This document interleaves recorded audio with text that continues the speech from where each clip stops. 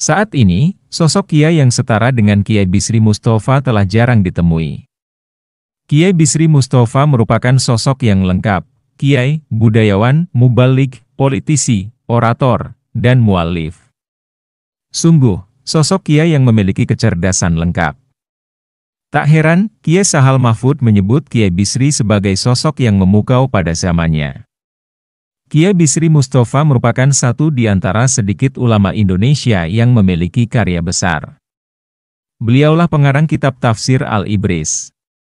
Tafsir Bimakna Pesantren ini selesai beliau tulis pada tahun 1960 dengan 2270 halaman yang terbagi ke dalam 3 jilid besar. Bukan hanya itu saja, bahkan masih banyak karya-karya di bidang lain yang dihasilkan Kiai Bisri Mustofa. Seperti tauhid, fikih, tasawuf, hadits, tata bahasa Arab, sastra Arab, dan lain-lain. Selain itu, Kiai Bisri Mustofa juga dikenal sebagai orator atau ahli pidato.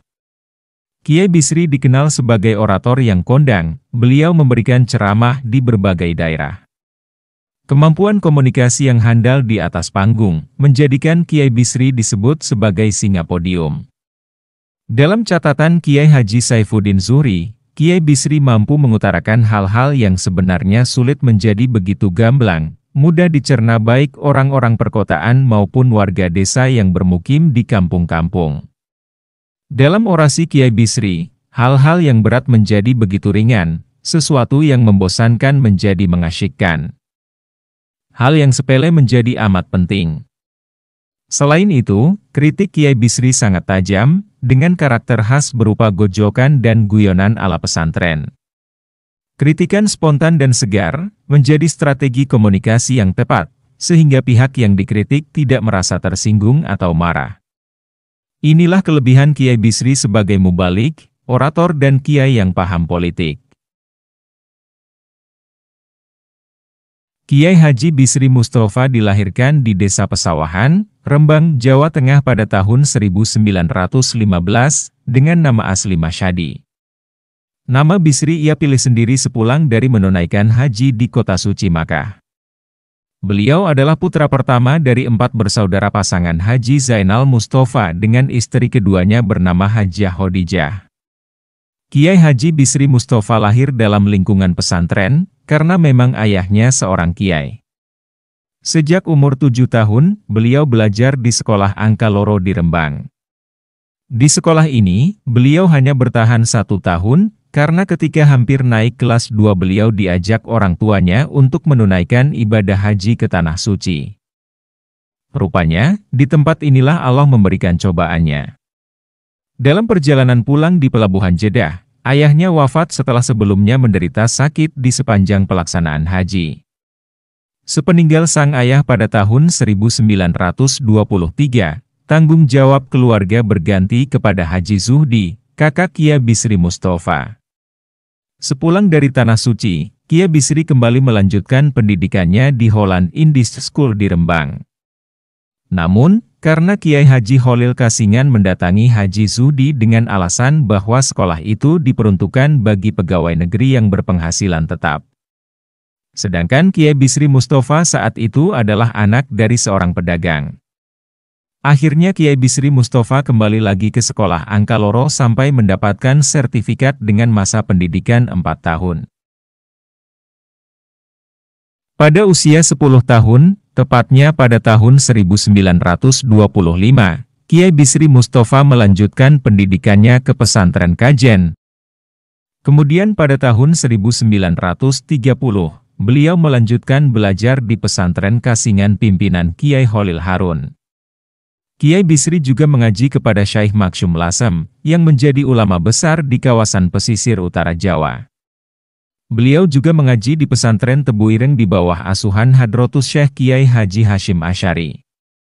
Kemudian beliau juga tabarukan kepada Kiai Dimyati Tremas, Pacitan, Jawa Timur.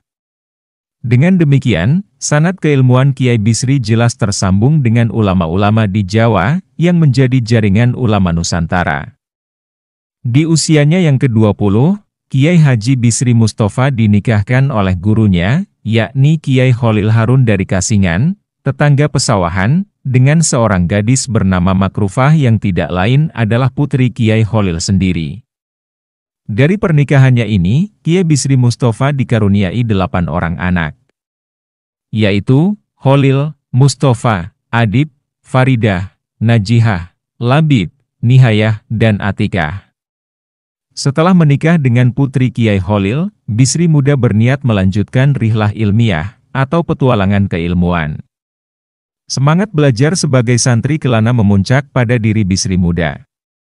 Akhirnya, jejak langkahnya untuk mengaji mendapat kesempatan dengan melanjutkan tabarukan kepada Kiai Kamil, Karanggeneng. Pada tahun 1936, Kiai Bisri Mustafa menuju Makkah untuk menunaikan ibadah haji. Namun seusai ibadah haji beliau tidak pulang ke tanah air, melainkan memilih bermukim di Mekah dengan tujuan menuntut ilmu di sana. Di Mekah, beliau belajar kepada ulama-ulama Hijaz. Di antara guru-gurunya adalah Syekh Hamdan Al-Maghribi, Syekh Alwi Al-Maliki, Said Amin, Syekh Hasan Masyad, dan Said Alwi. Selain itu, Kiai Bisri juga mengaji kepada ulama-ulama Hijaz asal Nusantara, yakni Kiai Haji Abdul Muhaimin, menantu Mbah Hashim Asy'ari, dan Kiai Haji Bakir, Yogyakarta. Setelah 2 tahun lebih Kiai Bisri menuntut ilmu di Mekah, beliau pulang ke Kasingan tepatnya pada tahun 1938 atas permintaan guru sekaligus mertuanya, yakni Kiai Kholil Harun. Setahun kemudian, mertuanya meninggal dunia. Sejak itulah Kiai Haji Bisri Mustafa menggantikan posisi guru dan mertuanya itu sebagai pemimpin pesantren. Dalam mengasuh santri, Kiai Bisri sangat gigih memberikan perhatian dan penanaman nilai-nilai kepada anak didik, dengan mengenalkan ibadah sedini mungkin. Budi pekerti, tata krama dan tradisi-tradisi pesantren yang menjadi benteng perjuangan para kiai. Kiai Bisri menganggap bahwa hubungan antara kiai dan santri harus dekat, sebagaimana hubungan antara malaikat Jibril dan Nabi Muhammad Shallallahu Alaihi Wasallam. Dalam mengajar para santrinya, beliau melanjutkan sistem yang dipergunakan kiai-kiai sebelumnya, yaitu menggunakan sistem balah, bagian, menurut bidangnya masing-masing. Beberapa kitab yang diajarkan langsung kepada para santrinya antara lain, Sahih Bukhari, Sahih Muslim, Alfiyah Ibnu Malik, Fathul Muin, Tafsir Al-Quran, Jurumiyah, Matan Imriti, Nadhom Maksud, Ukudul Juman, dan lain-lain. Di samping kegiatan mengajar di pesantren, beliau juga aktif mengisi ceramah-ceramah keagamaan di masyarakat.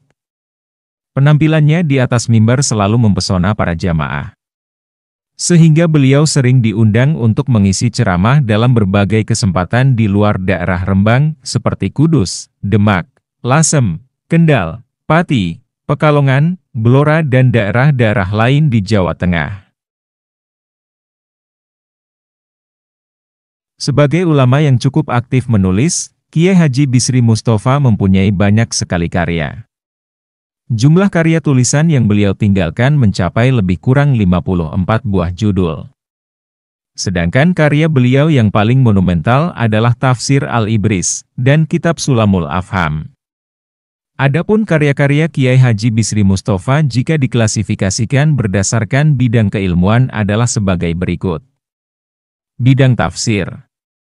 Selain Tafsir Al-Ibris, Kiai Bisri juga menyusun kitab Tafsir Surat Yasin. Tafsir ini bersifat sangat singkat sehingga mudah digunakan para santri. Termasuk karya beliau dalam bidang tafsir ini adalah kitab Al-Iksir yang berarti pengantar ilmu tafsir, yang memang sengaja ditulis untuk para santri yang sedang mempelajari ilmu tafsir. Bidang hadits. Kitab Sulamul Afham. Di dalamnya memuat hadis-hadis hukum syara, secara lengkap dengan keterangan yang sederhana. Kitab Al-Aswad Al-Mustofawiyah, berisi tafsiran hadits Arba'in Nawawi untuk para santri pada tingkatan sanawiyah. Kitab Al-Mandomatul Baikuni, berisi ilmu mustalah hadits yang berbentuk nadhom yang diberi nama. Bidang akidah. Kitab Rawihatul Aqwam dan Kitab Durorul Bayan. Keduanya merupakan karya terjemahan kitab Tauhid Akidah Ahlus Sunnah wal Jamaah yang dipelajari oleh para santri pada tingkat dasar. Bidang Syariah. Kitab Sulamul Afham li Makrifatil Adillatil Ahkam fi Bulukil Maram, Kitab Qawaidi Bahiyah, Tuntunan Sholat dan Manasik Haji. Bidang Akhlak dan Tasawuf. Kitab Tarjamah Washoya al-Abailil Abna, Kitab Syair Ngudi Susilo, Mitra Sejati, dan Qosidah Taklikotul Mufidah, Syarah dari Qosidah Al-Munfarijah, karya Syekh Yusuf Tauziri dari Tunisia. Ilmu Mantik atau Logika. Karya beliau dalam bidang ini adalah Kitab Tarjamah Sulamul Munawwarok. Memuat dasar-dasar berpikir yang sekarang lebih dikenal dengan ilmu mantik atau logika. Isinya sangat sederhana namun sangat jelas, praktis dan mudah dipahami. Bidang Sejarah. Kitab An-Nibrasi, Kitab Tarihul Anbiya, dan Kitab Tarihul Aulia. Bidang-bidang lain. Buku tuntunan bagi para modin berjudul Imamuddin, Kitab Tiryakul Aghyar, merupakan terjemahan dari Qosidah Burdatul Muhtar.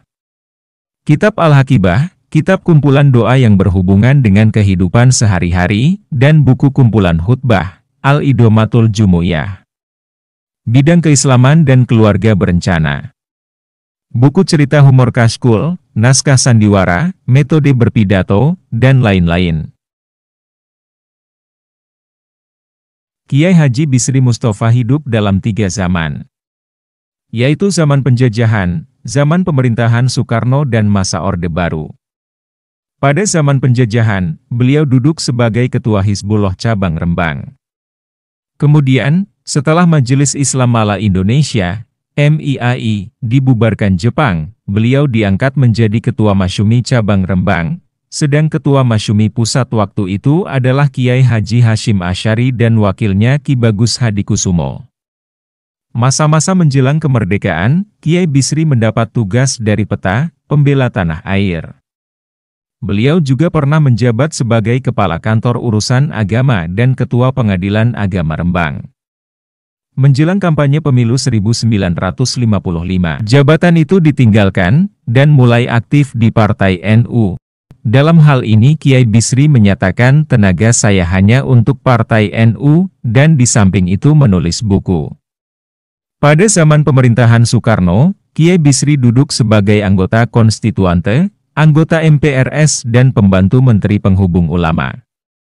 Sebagai anggota MPRS, beliau ikut terlibat dalam pengangkatan Letjen Soeharto sebagai presiden, menggantikan Soekarno dan memimpin doa waktu pelantikan.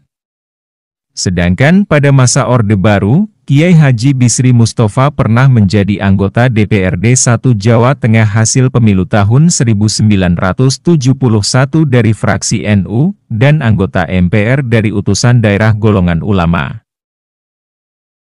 Pada tahun 1977, ketika Partai Islam berfusi menjadi Partai Persatuan Pembangunan, beliau menjadi anggota Majelis Syura P3 Pusat. Secara bersamaan, beliau juga duduk sebagai Syuriah NU wilayah Jawa Tengah. Kiai Haji Bisri Mustofa wafat di usia ke-63 tahun, bertepatan pada tanggal 16 Februari 1977. Dan jenazah beliau dimakamkan di Desa Kabongan Kidul, Kecamatan Rembang, Kabupaten Rembang, Jawa Tengah. Selain dikarunia kecerdasan dan ilmu yang luas, Kiai Bisri Mustofa juga dikaruniai karomah. Di antaranya, bisa menghilang. Suatu ketika, para kiai Rembang bermusyawarah di Pendopo Kadipaten Rembang. Perkumpulan ini membahas delegasi yang nantinya akan dikirim ke Sayung, Demak, yang waktu itu dalam kondisi genting karena agresi militer Belanda. Orang yang dikirim tentunya yang sudah cakap dalam peperangan atau orang yang mempunyai kelebihan. Saat rapat berlangsung, Kiai Baidhowi Al-Asmi mengusulkan agar yang dikirim nanti adalah Kiai Bisri Mustofa, Rembang, dan Kiai Abu Bakar, Pamotan. Kiai Baidhowi mengatakan bahwa kedua orang tersebut dapat menghilang. Mendengar penuturan Kiai Baidhowi Al-Asmi ini, Kiai Abu Bakar berkata kepada Kiai Bisri Mustofa, "Lah iya, Kiai Baidowi itu bagaimana? Saya tidak mempunyai ilmu bisa menghilang kok dikatakan bisa menghilang. Mendengar keluhan ini, Kiai Bisri Mustafa menjawab, tenang saja Mbah. Saya juga tidak mempunyai ilmu menghilang. Tapi lihat saja nanti, di sana kita akan bisa menghilang. Dan benar adanya, apa yang disampaikan Kiai Baidowi Lasem bahwa keduanya dapat menghilang saat berjuang di Sayung, Demak. Mengisi pengajian digantikan malaikat. Suatu hari, Kiai Bisri Mustafa pernah mendapatkan undangan Mau'idoh Hasanah dalam satu waktu, ada di dua tempat, yaitu di daerah Magelang dan daerah Pekalongan. Beliau pun memutuskan untuk mengisi pengajian di daerah Magelang, dan tidak mengisi pengajian di Pekalongan. Tapi, setelah mengisi pengajian di Magelang, selang 2 hari beliau kedatangan tamu dari Pekalongan untuk mengantarkan bisyarah atau gaji. Kiai, ini bisyarahnya, terima kasih sudah mengisi pengajian di daerah kami. Sebentar-sebentar saya mau tanya. Silahkan Kiai. Kemarin saya datang di Pekalongan jam berapa? Jam 9 malam kurang lebihnya Kiai. Terus saya disuruh duduk dulu. Atau langsung naik panggung?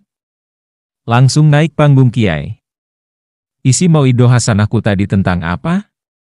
Maulid Nabi Kiai. Oh, terus waktu berlangsungnya pengajian, saya minum tidak? Tidak Kiai. Terus setelah pengajian, aku disuruh makan dulu tidak? Iya Kiai, tapi Kiai tidak mau makan, Kiai langsung pulang. Oh, gitu. Tahu tidak? Kemarin itu saya tidak hadir di Pekalongan, tapi saya hadir di Magelang. Karena pada hari itu saya punya jadwal ngisi pengajian ada di 2 tempat, satu di tempatnya sampean, satu di Magelang. Dan saya hadir di Magelang. Dan yang di Pekalongan itu bukan saya. Tapi Kiai, kemarin itu Kiai datang ke Pekalongan kok. Itu bukan saya. Tapi itu malaikat. Malaikat itu tidak makan dan juga tidak minum. Makanya itu sebelumnya tadi saya sempat tanya-tanya sama sampean kan? Tidak mungkin kalau yang hadir di Pekalongan itu setan, masak setan bisa baca Al-Quran. Pasti itu malaikat yang disuruh sama Allah untuk mengisi pengajian di daerah Pekalongan. Iya Kiai, tapi bagaimana dengan bisyarahnya ini, Kiai? Ya sudah, dibawa pulang aja, orang saya tidak merasa ngisi pengajian di daerah Pekalongan kok. Merevisi karya tafsirnya setelah wafat. Suatu hari, Gus Mus, yakni putra Kiai Haji Bisri Mustafa, kedatangan seorang tamu dari Cirebon, Jawa Barat. Assalamualaikum. Anda Gus Mus? Tanya si tamu. Ya, benar. Saya Mustafa. Jawab Gus Mus. Saya dari Cirebon, kata si tamu. Saya ingin menyampaikan pesan Kiai Bisri menyangkut karya beliau Kitab Al-Ibris. Beliau berpesan kepada saya supaya menemui Anda, dan meminta agar Anda mengoreksi cetakan Al-Quran Menara Kudus. Sebab pada cetakan itu, dalam surah Al-Fat, di situ ada sedikit kesalahan kecil dalam penulisan. Tentu saja Gus Mus kaget. Tetapi untuk tidak mengecewakan tamunya, beliau menahan diri untuk mengatakan yang sebenarnya. Kapan Anda ketemu beliau? Tanya Gus Mus. Kemarin di Cirebon. Jawab si tamu datar. Gus Mus lalu tidak terlalu memikirkan hal ihwal tamunya. Pesannya itulah yang lebih istimewa. Kepada tamunya itu Gus Mus mengungkapkan jika Kiai Bisri adalah ayahnya, namun telah meninggal 40 hari sebelumnya. Tentu saja si tamu keheranan, tetapi ia juga tidak bisa berkata apa-apa lagi, karena memang kedatangannya hanya untuk menyampaikan pesan singkat itu. Keesokan harinya, Gus Mus memutuskan segera datang ke Kudus untuk menemui Kiai Haji Abu Amar dan Kiai Haji Arwani, yang dipercaya penerbit Menara Kudus sebagai pentasi, atau korektor. Setelah berdiskusi mendalam, ternyata informasi tersebut benar. Kesalahan yang dimaksud Kiai Bisri terdapat pada surat Al-Fat ayat 18, yang tertulis Laqad radhiyallahu 'alal mu'minin, memakai kata Allah, Padahal seharusnya lakot radhiyallahu anil mukminin memakai kata. Pengalaman Gusmus itu mempertegas kebenaran firman Allah dalam surat Ali Imran ayat 169 yang artinya, janganlah kamu mengira bahwa orang-orang yang gugur di jalan Allah itu mati. Bahkan, mereka itu hidup di sisi Tuhannya dengan mendapat rezeki.